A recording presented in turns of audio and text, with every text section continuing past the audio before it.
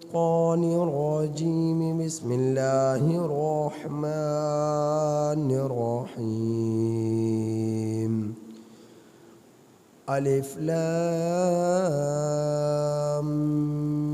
ميم الله لا إله إلا هو الحي القيوم نزل عليك الكتاب بالحق مصدقا لما بين يديه وأنزل التوراة والإنجيل۔ سورہ آل عمران کی آیت کریمہ 1 تا 6 آپ حضرات کے سامنے کل تلاوت ہو چکی تھی، ترجمہ بھی ہو چکا تھا۔ دوبارہ آیت کریمہ کا ترجمہ سماعت فرمائیں۔ الف لام میم اللہ لا الہ الا ہو، اللہ وہ ہے کہ اس کے سوا کوئی معبود نہیں۔ الحی وہ زندہ ہے، القیوم وہ قائم رہنے والا ہے۔ نزل علیک الکتاب اتارا اس نے آپ پر کتاب کو حق کے ساتھ، مصدقا لما بین یدیہ وہ کتاب تصدیق کرنے والی ہے اپنے سے پہلی کتابوں کی۔ وَأَنزَلَ التَّوْرَاةَ اور اتارا تورات کو، وَالْإِنْجِيلَ اور اتارا انجیل کو، من قبل اس کتاب سے پہلے، ہدی للناس ہدایت ہے لوگوں کے واسطے، وَأَنزَلَ الْفُرْقَانَ اور اتارا قرآن کو، ان الذین کفروا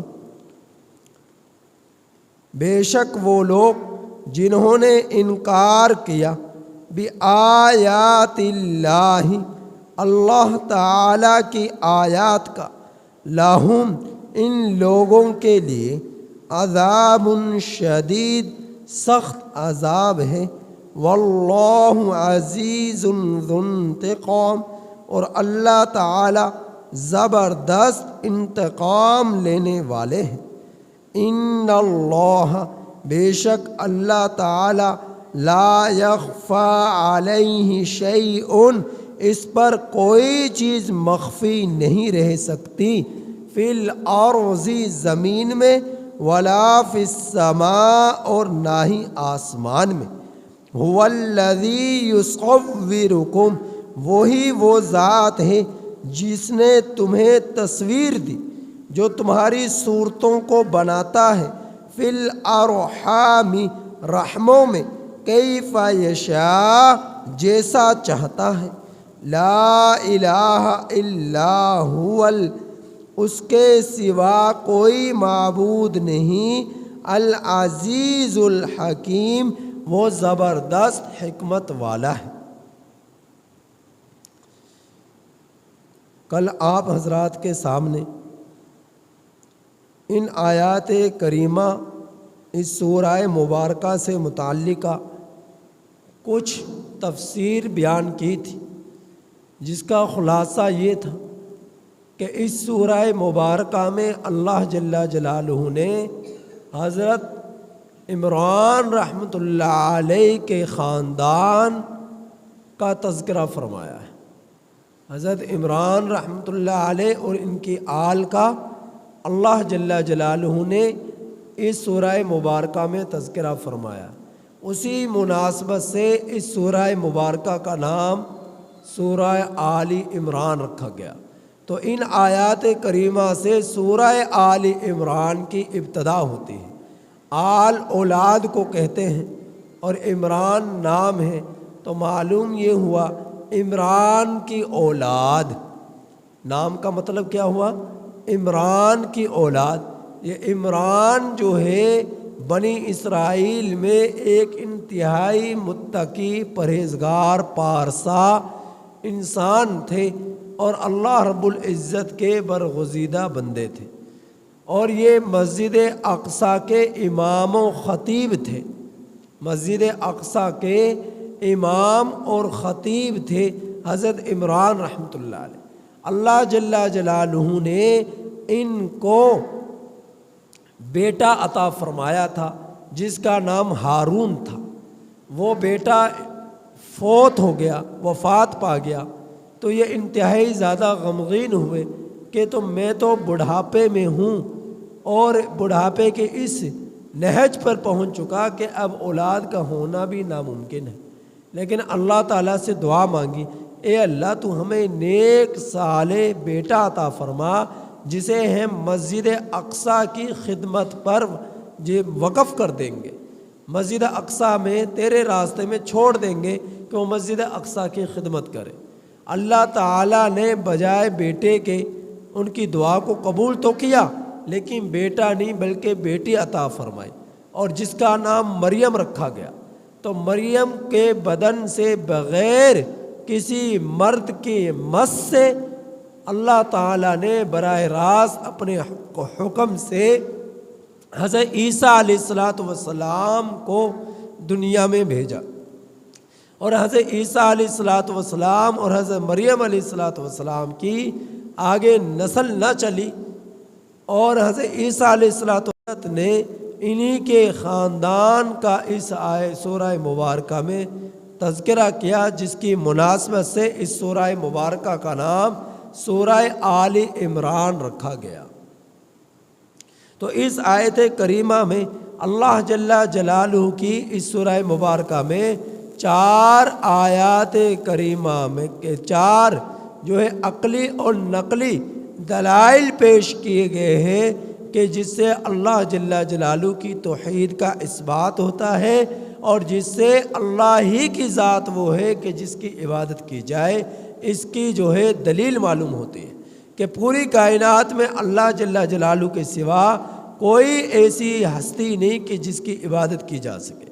تو اللہ تعالیٰ نے اس سورہ مبارکہ کی ابتدا حروف مقطعات سے کی، اور حروف مقطعات کے متعلق واللہ اعلم بمراد کہ اس کی مراد اللہ ہی زیادہ جانتے ہیں، یا اس کی مراد اللہ تعالیٰ اور اللہ کے رسول کے درمیان راز ہے۔ تو باقی میں نے اس کی تفصیل کچھ بیان کی کہ الف سے مراد اللہ ہے، لام سے مراد جبرائیل علیہ السلام ہے، اور میم سے مراد نبی کریم صلی اللہ علیہ وسلم کی ذات اقدس ہے۔ تو یہ مطلب ہوا الف لام میم کا۔ تو ان کو یاد کر لینا موجب برکت ہوتا ہے، حفظ کر لینا، یاد کر لینا، گھر میں ان کا حروف مقطعات کا موجود ہونا۔ تو اس کے بعد اللہ تعالیٰ نے بیان فرمایا کہ اللہ لا الہ الا ہو، اللہ کی ذات وہ ہے کہ جس کے سوا کوئی عبادت کے لائق نہیں۔ عبادت کہتے ہیں کہ ایسی ہستی کے سامنے کہ جو انتہائی عزت کے بلند مقام پر قائم ہو، انتہائی زیادہ علویت پر قائم ہو، کہ جس کی جو ہے وحدانیت میں، خدائی میں کی کوئی انتہا نہ ہو، جس کی بلندی اور عرفتوں میں کی کوئی انتہا نہ ہو، ایسی ذات کی عبادت کی جائے۔ اور عبادت نام ہے اس چیز کا کہ اپنے آپ کو انتہائی زیادہ ذلیل کر دینا، گرا دینا، عجز و انکساری میں مبتلا کر کر اس ذوالجلال ذات کے سامنے پوری طرح جھکا دینے کا نام جو ہے وہ عبادت ہے۔ تو اب کہ عبادت ابد سے ابد غلام کو کہ ایسی ذات کی غلامی اختیار کی جائے کہ جو انتہائی زیادہ عرفتوں کا مالک ہے، جس کی جو ہے بلندیوں پر کوئی نہیں پہنچ سکتا، جس کی نہ کوئی ابتدا ہے، جس کی نہ کوئی انتہا ہے۔ تو اللہ رب ایسے اس ذات کی عبادت کی جائے، اور وہ ذات کون سی ہے؟ اللہ جل جلالہ کی، اللہ تعالیٰ کی وہ ذات ہے۔ تو اللہ تعالیٰ نے عقلی طور پر 2 دلیلیں یہاں پر پیش کی، الحی وہ زندہ ہے، القیوم وہ قائم رہنے والا ہے، الحی کہتے ہیں ایسی ذات کو جس کی نہ کوئی زندگی لینے میں کسی کا محتاج نہیں اور زندگی دینے میں کسی کا محتاج نہیں، ایسی ذات کو الحی کہتے ہیں۔ تو اللہ تعالیٰ نے قرآن کریم میں دوسرے مقام پر ارشاد فرمایا وَيَبْقَى وَجْهُ رَبِّكَ ذِي الْجَلَالِ وَالْإِكْرَامِ، اللہ کی ذات باقی رہنے والی ہے، کُلُّ مَنْ عَلَيْهَا فان، باقی ہر چیز کو فنا ہے، ختم ہو جانا ہے، تہس نہس ہو جائے گی ہر چیز، لیکن اللہ کی ذات وَيَبْقَى وَجْهُ رَبِّكَ ذِي الْجَلَالِ وَالْإِكْرَامِ، وہ قائم رہنے والی، وہ باقی رہنے والی ہے۔ اور قائم رہنا آپ دیکھیں اپنے ارد گرد، القیوم یہ دوسری عقلی دلیل ہے کہ وہ قائم رہنے والا ہے۔ آپ دیکھیں ہم زندگی لینے میں بھی اللہ کی ذات کے محتاج ہیں اور زندگی گزارنے میں بھی اللہ تعالیٰ کی ذات کے محتاج ہیں۔ تو دنیا میں جتنی بھی چیزیں ہیں، آسمان ہو، زمین ہو، سورج ہو، چاند ہو، ستارے ہو، سیارے ہو، ہوا ہو، سمندر ہو، غرض یہ طوفان ہو، کوئی بھی چیز ہے وہ اپنے قیام میں اللہ تعالیٰ کی ذات کی محتاج ہے۔ ہم سب قائم رہنے میں، زندگی گزارنے میں، سانسوں دلوں کی دھڑکنوں میں، کھانے پینے میں، آرائش و رہائش میں، جنات ہوں، انسان ہو، سورج ہو، چاند ہو، ہوائیں ہوں، دن ہو، رات ہو، سمندر ہو، کوئی بھی چیز ہے، ہر چیز اپنے قائم رہنے میں ایک ذات کی محتاج ہے، اور جس کی محتاج ہے وہ ایسی ذات ہے جو خود قائم رہنے میں کسی کی محتاج نہیں۔ اور وہ کون سی ذات ہے؟ وہ اللہ کی ذات ہے، کیونکہ جو چیز قائم رہنے میں کسی نہ کسی چیز کی محتاج ہو وہ عبادت کے لائق نہیں بن سکتے۔ سورج ہو، چاند ہو، سورج گردش کرنے میں کسی ذات کا محتاج ہے، چاند کو محتاج کی ہے، ستاروں سیاروں کو محتاج کی ہے، دن کو محتاج کی ہے، رات کو محتاج کی ہے، ہواؤں کو محتاج کی ہے، طوفانوں کو محتاج کی ہے، چرند پرند، حیوانات، انسان، جنات، فرشتے، ہر تمام کی تمام مخلوقات کو محتاج کی ہے۔ اور وہ محتاجگی انہیں ہے ایک ذات کی، اور وہ ذات ہے وہ جس کو کسی کی محتاجگی نہیں، اور وہ کون ہے؟ اللہ جل جلالہ کی ذات، اللہ جل جلالہ کی ذات۔ تو اس وجہ سے اللہ تعالیٰ نے جو ہے ربوبیت کا دعویٰ کیا اللہ لا الہ الا ہو سے، پھر اس کی دلیل پیش کی۔ پہلے دعویٰ کیا کہ میں رب ہوں، میں اللہ ہوں، اور میں وہ اللہ ہوں کہ جس کے سوا کسی کی بھی عبادت کو برداشت نہیں کیا جا سکتا، جس کے سوا کسی کی بھی عبادت کو برداشت نہیں کیا جا سکتا، میں وہ خدا ہوں۔ اور پھر اپنا دعویٰ توحید ثابت کر کر، جیسے اسلام اور کفر میں فرق کی تقسیم ہوتی ہے، جہاں حق اور باطل کی تقسیم ہوتی ہے، تو اس دعوے کا، اس بات کا، اس ربوبیت کا دعویٰ کر کر، وہ الہیت کا دعویٰ کر کر کہ عبادت کے لائق ہے تو وہ اللہ ہے، ربوبیت کے لائق ہے تو وہ اللہ کے ہے، تو الہیت کی کوئی لائق ہے، خدا ہونے کا کوئی قابل ہے تو وہ اللہ کی ذات ہے، تو رب توحید کا دعویٰ کر کر پھر عقلی اور نقلی دلیلیں پیش کی۔ عقلی دلیل زندہ رہنے کی، جو چیز میں آئی وہ مری ہے، اور جو چیز میں آ رہی ہے اس کے لیے فنا ہے۔ تو اللہ کی ذات کو موت نہیں ہے، فنا نہیں ہے، وہ ہمیشہ سے ہے، ہمیشہ رہے گی، قائم رہنے میں کسی کی محتاج نہیں، بلکہ باقی ساری کائنات قائم رہنے میں محتاج ہے اور وہ اللہ کی ہے۔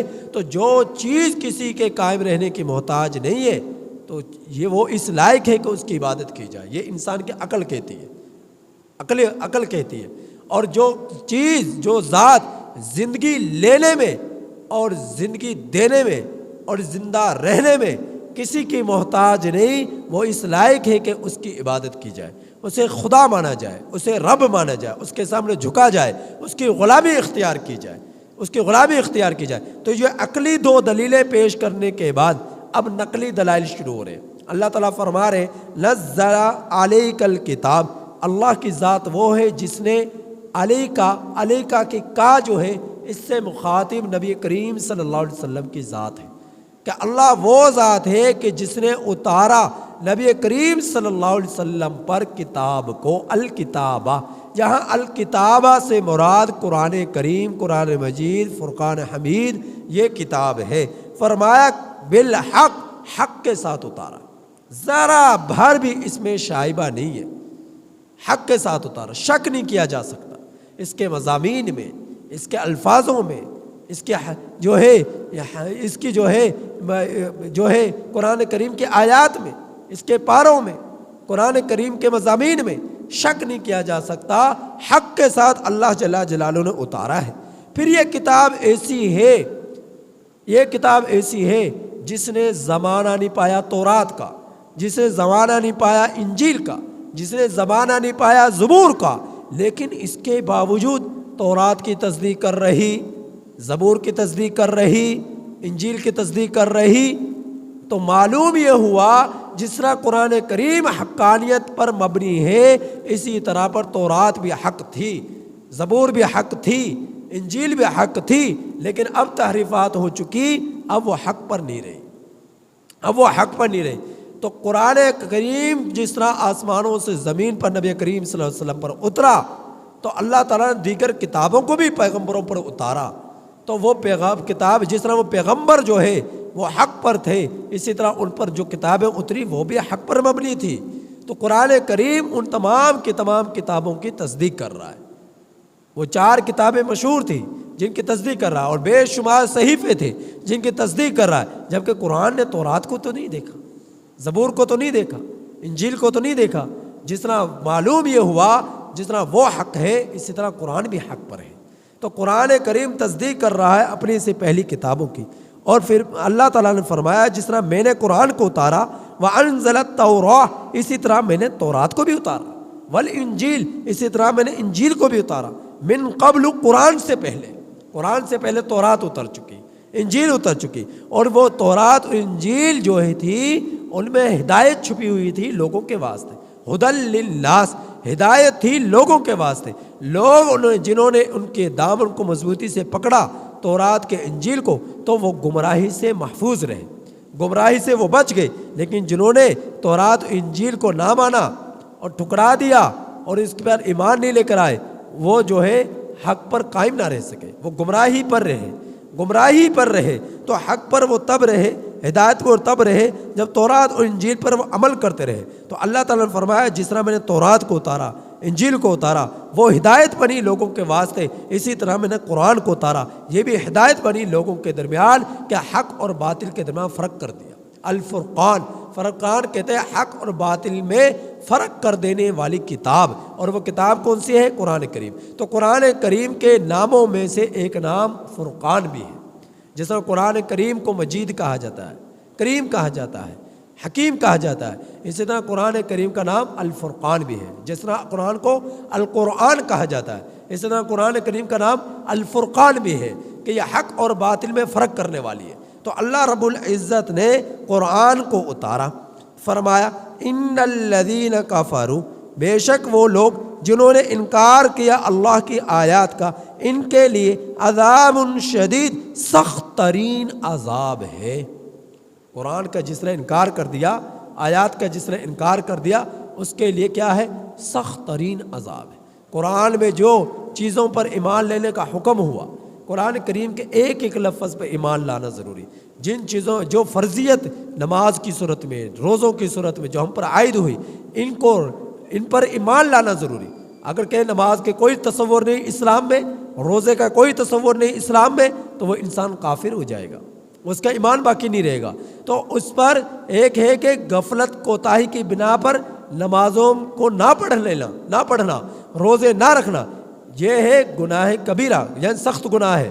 دوسرا یہ ہے کہ انکار ہی کر دینا، نماز کا کوئی تصور نہیں، روزے کا کوئی تصور نہیں، زکوٰۃ کا کوئی تصور نہیں، حج کا کوئی تصور نہیں، اس طرح اس نظریے کے ساتھ انکار کر دینا، تو یہ چیز انسان کو کفر تک پہنچا دیتی ہے۔ تو قرآن کریم کی آیات کا انکار کرنے والوں کے لیے اللہ تعالیٰ کی طرف سے سخت ترین عذاب ہے، اور اللہ تعالیٰ زبردست انتقام لینے والے۔ دنیا کے بادشاہ انتقام لیتے ہیں، عذاب دیتے ہیں، دنیا کے ظالم و جابر انتقام لیتے ہیں، تو موت کے ساتھ وہ انتقام ختم ہو جاتا ہے۔ اللہ تعالیٰ جب انتقام لینے پر آگے، العیاذ باللہ، تو انتقام ایسا ہوگا اس انتقام کا کوئی اختتام نہیں ہوگا، اور انتقام ایسا ہوگا کہ دنیا مافیہ کے انتقاموں کو تم لوگ بھول جاؤ گے۔ ایسا زبردست قسم کا انتقام لینے والی ہے اللہ کی ذات اپنے باغیوں سے، اپنے دشمنوں سے، اسلام کے دشمنوں سے، نبی کے دشمنوں سے۔ اللہ تعالیٰ ایسا انتقام لینے والے ہیں۔ تو فرمایا ان اللہ لا یخفی علیہ شیء فی الارض، اللہ تعالیٰ کی ذات وہ ذات ہے جس پر کوئی چیز مخفی نہیں رہ سکتی، زمین میں نہ ہی آسمان میں۔ آج ہم یہاں بیٹھے، ہمیں نہیں پتہ دیوار کے پیچھے کیا ہو رہا ہے۔ ہم یہاں پر بیٹھے، ہمیں نہیں پتہ کہ جو ہے ملتان میں کیا ہو رہا ہے۔ ہم یہاں پر بیٹھے، ہمیں نظر نہیں آ رہا کہ جو ہے کراچی میں کیا ہو رہا ہے، ہمیں کچھ نہیں پتہ۔ اللہ کی ذات وہ ہے، چاہے زمین کی گہرائیاں ہوں، چاہے سمندر کی گہرائیاں ہوں، چاہے آسمان کی بلندیاں ہوں، مشرق ہو، مغرب ہو، شمال ہو، جنوب ہو، آسمان کی بلندی ہو، زمین ہو، کیڑے مکوڑے ہوں، ہر چیز کی آہٹ کو، ہر چیز کی رفتار کو، ہر چیز کی بولی کو، ہر چیز کے جو ہے عمل کو اللہ رب العزت کی ذات ہر وقت دیکھ رہی ہے اور سن رہی ہے۔ اور ہم ایسے ہیں، کوئی دنیا کا بادشاہ یہ نہیں کہہ سکتا بغیر کسی چیز کے کہ دیوار کے پیچھے کیا ہو رہا ہے۔ اللہ کی ذات جانتی ہے کہ کیا ہو رہا ہے۔ آج کیمرے ہم لگوا لیتے ہیں تو کیمروں کے ذریعے پتہ چلتا ہے کہ وہاں کیا ہوتا رہا ہے یا کیا نظر آ رہا ہے۔ اللہ تعالیٰ کی ذات وہ ہے جو کیمروں کے محتاج نہیں ہے، وہ بغیر جو ہے سکرین کے، بغیر کیمروں کے اللہ تعالیٰ کی ذات کو پوری دنیا کی سکرین نظر آ رہی ہے، پوری دنیا کے بیک وقت سکرین نظر آ رہی ہے، وہ دیکھ رہا ہے کہ کون کیا کر رہا ہے۔ تو اللہ تعالیٰ کی ذات سے کوئی چیز چھپ نہیں سکتی۔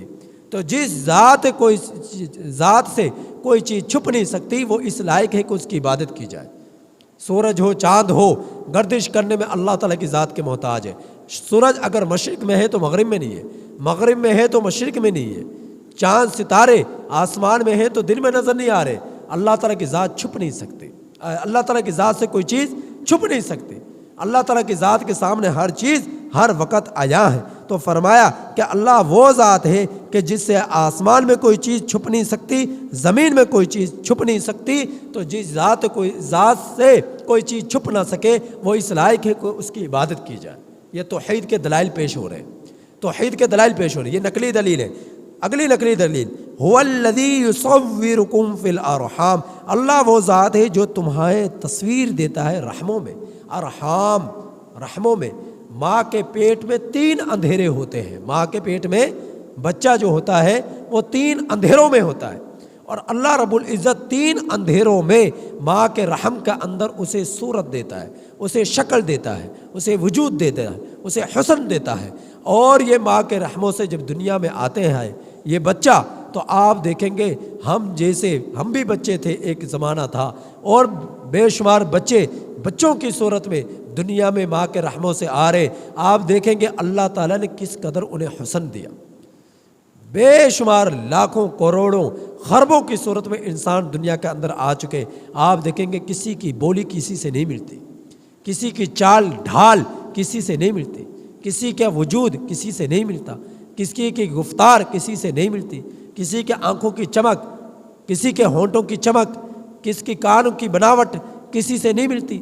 تو ہر ایک کی بولی مختلف، ہر ایک کا چہرہ مختلف، ہر ایک کے وجود کی رنگت مختلف، ہر ایک کے قدموں کی چال ڈھال مختلف، ہر ایک کی بولی مختلف۔ تو اللہ رب العزت نے لاکھوں کروڑوں کی صورت میں انسان کو بھیجا، سب کو صورتیں دی، سب کو بولیاں دی، سب کو رنگتیں دی، سب کو چال ڈھال دی، لیکن غضب کی میرے رب کی قدرت ہے کہ کسی کے ساتھ مشابہت نہیں ہوتی۔ ایسا اللہ تعالی انسان کو بنایا۔ تو جو ذات ایسا عظیم شاہکار انسان کی صورت میں عدم سے وجود دینے والی ہے، وہ اس لائق ہے کہ اس کی عبادت کی جائے، وہ اس قابل ہے کہ اس کی عبادت کی جائے۔ تو اللہ رب العزت نے سورہ آل عمران کی ان ابتدائی آیات کریمہ میں اپنی توحید کا دعویٰ کر کر پھر اس کی دلیلیں پیش کی، عقلی اور نقلی طور پر۔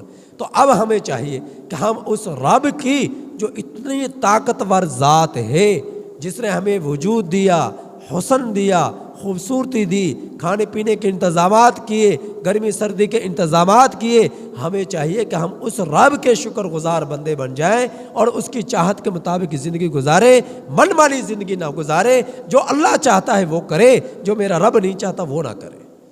بس اگر ایسا کر لیا تو اللہ تعالیٰ جن نعمتوں سے، جن انوارات سے جو نوازنے والے ہیں، وہ ہماری سوچ اور تصور سے بھی بالا تر ہے۔